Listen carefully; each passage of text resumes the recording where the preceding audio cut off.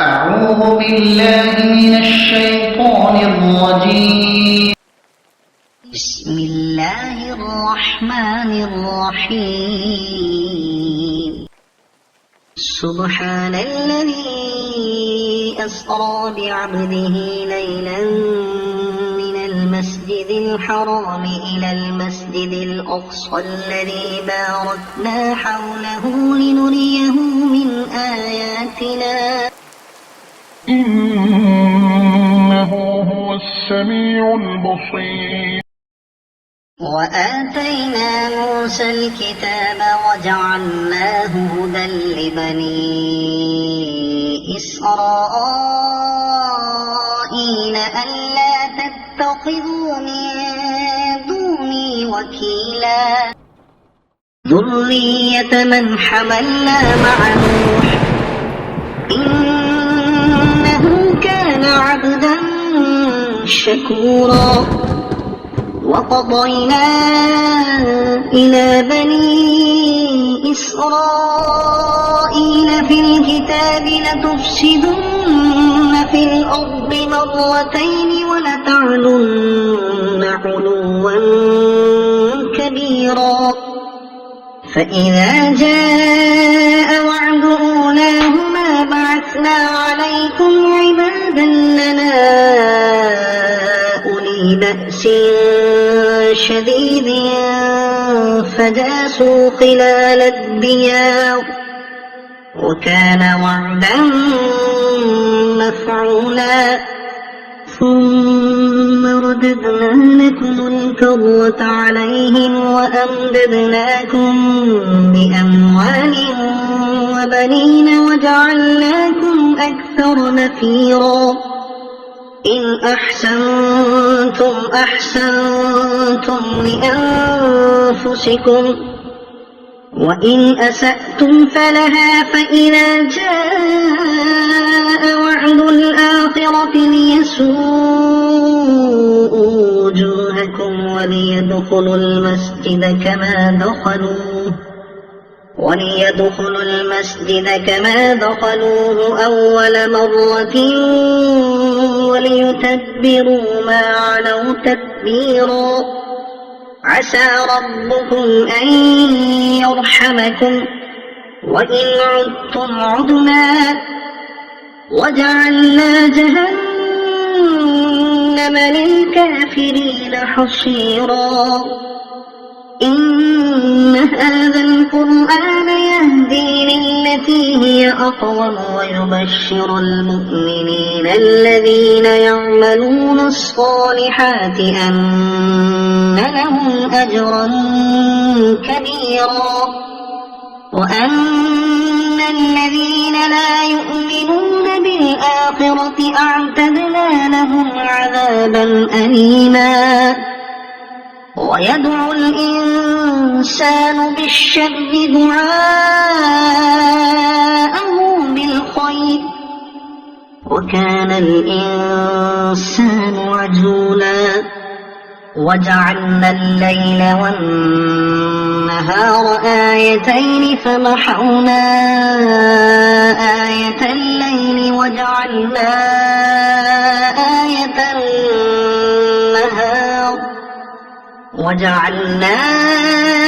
آية النهار مبصرة لتبتغوا فضلا من ربكم ولتعلموا عدد السنين والحساب وكل شيء فصلناه تفصيلا. وكل إنسان ألزمناه طائره في عنقه ونخرج له يوم القيامة كتابا يلقاه منشورا. اقرأ كتابك كفى بنفسك اليوم عليك حسيبا. من اهتدى فإنما يهتدي لنفسه ومن ضل فإنما يضل عليها ولا تزر وازرة وزر أخرى وما كنا معذبين حتى نبعث رسولا وإذا أردنا أن نهلك قرية أمرنا متر فيها ففسقوا فيها فحق عليها القول فدمرناها تدميرا وكم أهلكنا من القرون من بعد نوح وكفى بربك بذنوب عباده خبيرا بصيرا ما كان يريد العاجلة عجلنا له فيها ما نشاء لمن نريد ثم جعلنا له جهنم يصلاها مذموما مدحورا ومن أراد الآخرة وسعى لها سعيها وهو مؤمن فأولئك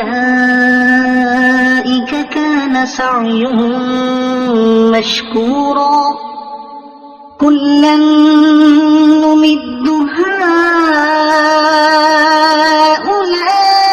هؤلاء وهؤلاء من عطاء ربك وما كان عطاء ربك محظورا انظر كيف فضلنا بعضهم على بعض وللآخرة أكبر درجات وأكبر تفضيلا لا تجعل مع الله إلها آخر فتقعد مذموما مخذولا وقضى ربك ألا تعبدوا إلا إياه وبالوالدين إحسانا إما يبلغن عندك الكبر أحدهما أو كلاهما فلا تقل لهما أف ولا تنهرهما وقل لهما قولا كريما واخفض لهما جناح الذل من الرحمة وقل رب ارحمهما كما ربياني صغيرا ربكم أعلم بما في نفوسكم إن تكونوا صالحين فإنه كان للأوابين غفورا وآت ذا القربى حقه والمسكين وابن السبيل ولا تبذر تبذيرا إن المبذرين كانوا إخوان الشياطين وكان الشيطان لربه كفورا وإما تعرضن عنهم ابتغاء رحمة من ربك ترجوها فقل لهم قولا ميسورا ولا تجعل يدك مغلولة إلى عنقك ولا تبسطها كل البسط فتقعد ملوما محسورا إن ربك يبسط الرزق لمن يشاء ويقدر إنه كان بعباده خبيرا بصيرا ولا تقتلوا أولادكم خشية إملاق نحن نرزقهم وإياكم إن قتلهم كان خطأ كبيرا ولا تقربوا الزنا إنه كان فاحشة وساء سبيلا ولا تقتلوا النفس التي حرم الله إلا بالحق ومن قتل مظلوما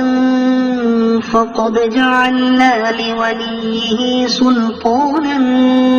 فلا يسرف في القتل إنه كان منصورا ولا تقربوا مال اليتيم إلا بالتي هي أحسن حتى يبلغ أشده وأوفوا بالعهد إن العهد كان مسؤولا وأوفوا الكيل إذا كلتم وزنوا بالقسطاس المستقيم ذلك خير وأحسن تأويلا ولا تقف ما ليس لك به علم إن السمع والبصر والفؤاد كل أولئك كان عنه مسؤولا ولا تمش في الأرض مرحا إنك لن تخرق الأرض ولن تبلغ الجبال طولا كل ذلك كان سيئه عند ربك مكروها ذلك مما أوحى إليك ربك من الحكمة ولا تجعل مع الله إلها آخر فتلقى في جهنم ملوما مدحورا أفأصفاكم ربكم بالبنين واتخذ من الملائكة إناثا إنكم لتقولون قولا عظيما ولقد صرفنا في هذا القرآن ليذكروا وما يزيدهم إلا نفورا قل لو كان معه آلهة كما يقولون إذا لابتغوا إلى ذي العرش سبيلا سبحانه وتعالى عما يقولون علوا كبيرا تسبح له السماوات السبع والأرض ومن فيهن وإن من شيء إلا يسبح بحمده ولكن لا تفقهون تسبيحهم إنه كان حليما غفورا وإذا قرأت القرآن جعلنا بينك وبين الذين لا يؤمنون بالآخرة حجابا مستورا وجعلنا على قلوبهم أكنة أن يفقهوه وفي آذانهم وقرا وإذا ذكرت ربك في القرآن وحده ولوا على أدبارهم نفورا نحن أعلم بما يستمعون به إذ يستمعون إليك وإذ هم نجوى إذ يقول الظالمون إن تتبعون إلا رجلا مسحورا انظر كيف ضربوا لك الأمثال فضلوا فلا يستطيعون سبيلا وقالوا أإذا كنا عظاما ورفاتا أإنا لمبعوثون خلقا جديدا قل كونوا حجارة أو حديدا أو خلقا مما يكبر في صدوركم فسيقولون من يعيدنا قل الذي فطركم أول مرة فسينغضون إليك رؤوسهم ويقولون متاه قل عسى أن يكون قريبا يوم يدعوكم فتستجيبون بحمده وتظنون إن لبثتم إلا قليلا وقل لعبادي يقولوا التي هي أحسن إن الشيطان ينزغ بينهم إن الشيطان كان للإنسان عدوا مبينا ربكم أعلم بكم إن يشأ يرحمكم أو إن يشأ يعذبكم وما أرسلناك عليهم وكيلا وربك أعلم بمن في السماوات والأرض ولقد فضلنا بعض النبيين على بعض وآتينا داود زبورا قل ادعوا الذين زعمتم من دونه فلا يملكون كشف الضر عنكم ولا تحويلا أولئك الذين يدعون يبتغون إلى ربهم الوسيلة أيهم أقرب ويرجون رحمته ويخافون عذابه إن عذاب ربك كان محذورا وإن من قرية إلا نحن مهلكوها قبل يوم القيامة أو معذبوها عذابا شديدا كان ذلك في الكتاب مسطورا وما منعنا أن نرسل بالآيات إلا أن كذب بها الأولون وآتينا ثمود الناقة مبصرة فظلموا بها وما نرسل بالآيات إلا تخويفا وإذ قلنا لك إن ربك أحاط بالناس وما جعلنا الرؤيا التي أريناك إلا فتنة للناس والشجرة الملعونة في القرآن ونخوفهم فما يزيدهم إلا طغيانا كبيرا وإذ قلنا للملائكة اسجدوا لآدم فسجدوا إلا إبليس قال أأسجد لمن خلقت طينا قال أرأيتك هذا الذي كرمت علي لئن أخرتني إلى يوم القيامة لأحتنكن ذريته إلا قليلا قال اذهب فمن تبعك منهم فإن جهنم جزاؤكم جزاء موفورا واستفزز من استطعت منهم بصوتك وأجلب عليهم بخيلك ورجلك وشاركهم في الأموال والأولاد وعدهم وما يعدهم الشيطان إلا غرورا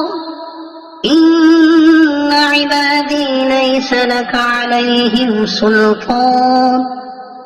وكفى بربك وكيلا ربكم الذي يزجي لكم الفلك في البحر لتبتغوا من فضله إنه كان بكم رحيما وإذا مسكم الضر في البحر ضل من تدعون إلا إياه فلما نجاكم إلى البر أعرضتم وكان الإنسان كفورا أفأمنتم أن يخسف بكم جانب البر أو يرسل عليكم حاصبا ثم لا تجدوا لكم وكيلا أم أمنتم أن يعيدكم فيه تارة أخرى فيرسل عليكم قاصفا من الريح فيغرقكم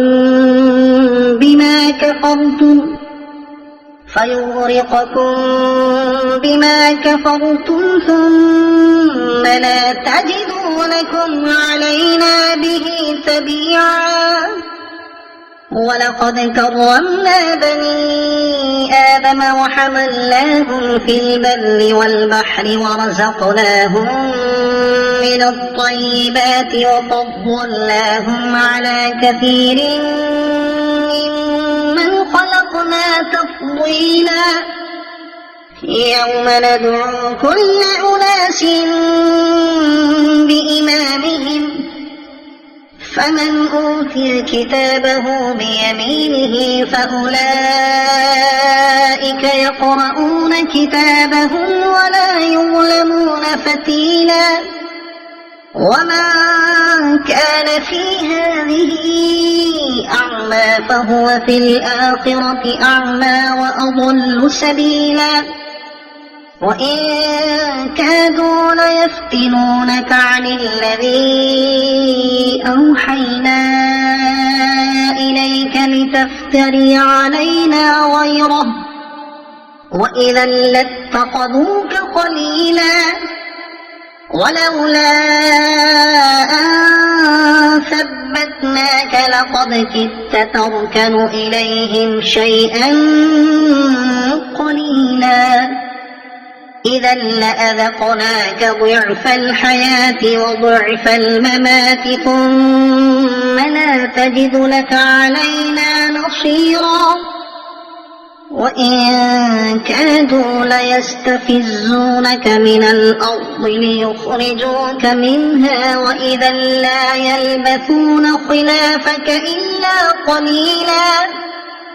سنة من قد أرسلنا قبلك من رسلنا ولا تجد لسنتنا تحويلا أقم الصلاة لدلوك الشمس إلى غسق الليل وقرآن الفجر إن قرآن الفجر كان مشهودا ومن الليل فتهجد به نافلة لك عسى أن يبعثك ربك مقاما محمودا وقل رب أدخلني مدخل صدق وأخرجني مخرج صدق واجعلني من لدنك سلطانا نصيرا وقل جاء الحق وزهق الباطل إن الباطل كان زهوقا وننزل من القرآن ما هو شفاء ورحمة للمؤمنين ولا يزيد الظالمين إلا خسارا وإذا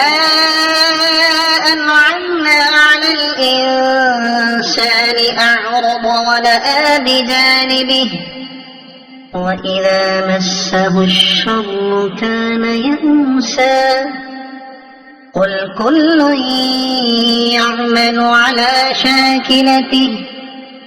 فربكم أعلم بمن هو أهدى سبيلا ويسألونك عن الروح قل الروح من أمر ربي وما أوتيتم من العلم إلا قليلا ولئن شئنا لنذهبن بالذي أوحينا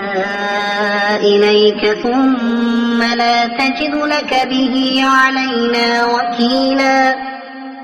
إلا رحمة من ربك إن فضله كان عليك كبيرا قل لئن اجتمعت الإنس والجن على أن يأتوا بمثل هذا القرآن لا يأتون بمثله ولو كان بعضهم لبعض ظهيرا ولقد صرفنا للناس في هذا القرآن من كل مثل فأبى أكثر الناس إلا كفورا وقالوا لن نؤمن لك حتى تفجر لنا من الأرض ينبوعا أو تكون لك جنة من نخيل وعنب فتفجر الأنهار خلالها تفجيرا أو تسقط السماء كما زعمت علينا كسفا أو تأتي بالله والملائكة قبيلا أو يكون لك بيت من زخرف أو ترقى في السماء ولن نؤمن لرقيك حتى تنزل علينا كتابا نقرأه أو يكون لك بيت من زخرف أو ترقى في السماء ولن نؤمن لرقيك حتى تنزل علينا كتابا نقرأه قل سبحان ربي هل كنت إلا بشرا رسولا وما منع الناس أن يؤمنوا إذ جاءهم الهدى إلا أن قالوا أبعث الله بشرا رسولا قل لو كان في الأرض ملائكة يمشون مطمئنين لنزلنا عليهم من السماء ملكا رسولا قل كفى بالله شهيدا بيني وبينكم إنه كان بعباده خبيرا بصيرا ومن يهد الله فهو المهتد ومن يضلل فلن تجد لهم أولياء من دونه ونحشرهم يوم القيامة على وجوههم عميا وبكما وصما مأواهم جهنم كلما خبت زدناهم سعيرا ذلك جزاؤهم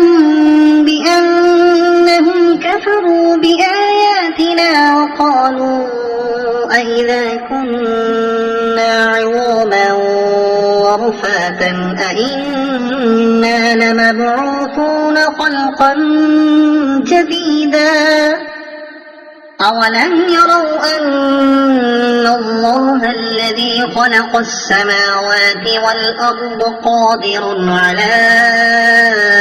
أن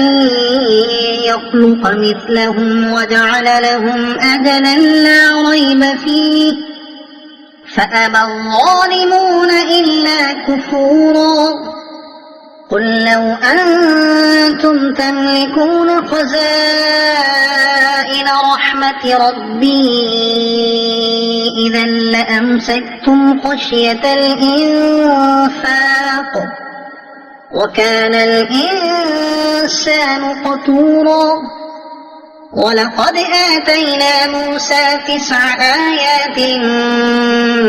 بينات فاسأل بني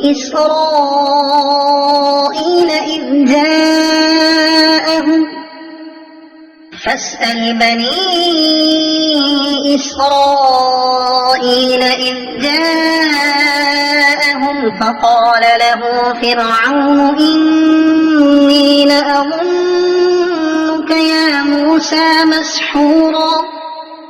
قال لقد علمت ما أنزل هؤلاء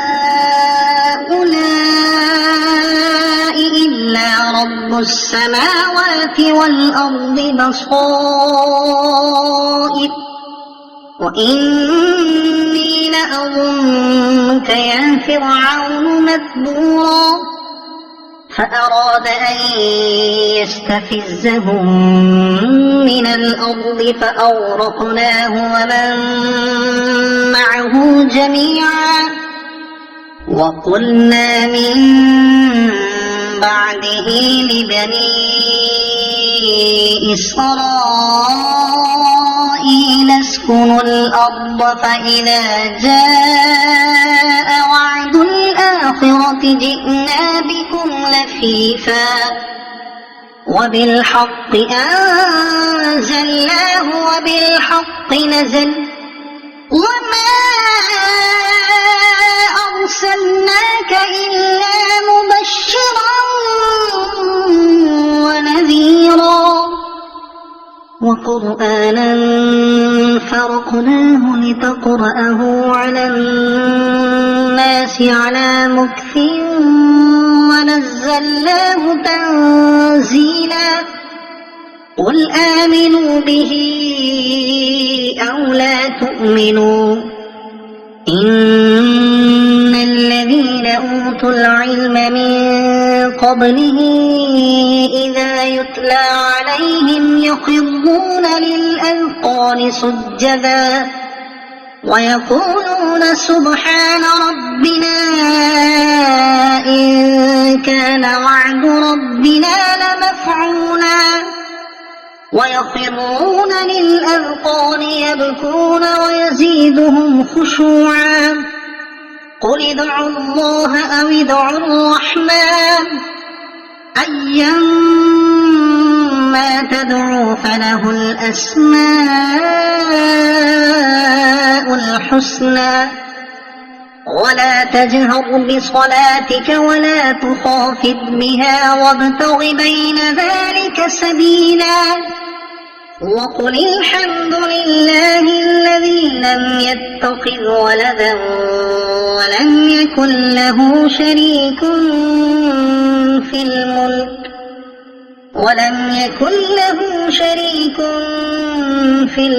ولم يكن له ولي